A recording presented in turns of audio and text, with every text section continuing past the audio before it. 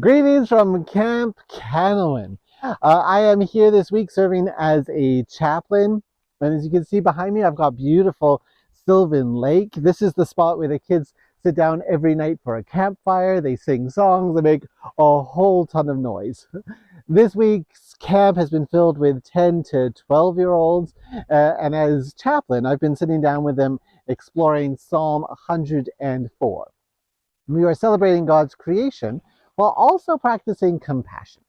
There is a lot in Psalm 104 that can be unpacked. For our worship today, we're going to be doing the same thing because I think what's good for the kids is good for us adults too.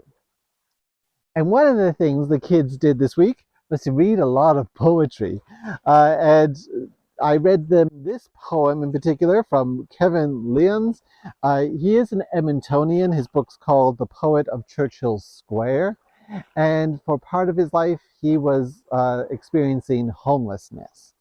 Beside each of his poems, he writes a little description of what was going on in his life at the time. And for the poem that I read to the children, it's called Sunbeam Cafe. He says about it that there are many agencies and groups that help those in need, doing their part to make a difference in the daily lives of the less fortunate. Feeding the homeless is the one I got to know well.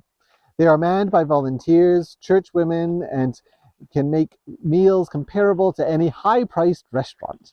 They serve up hope and respect as well as food.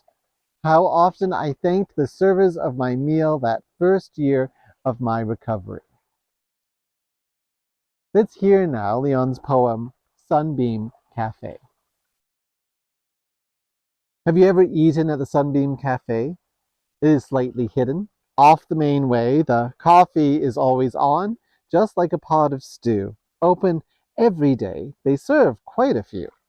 Operated by volunteers, and I was told that many have been coming here for years.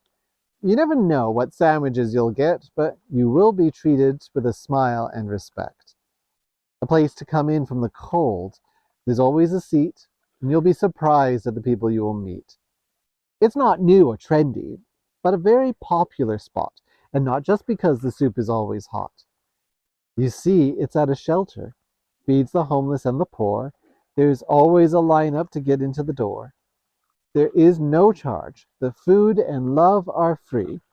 So next time you are hungry, come along with me.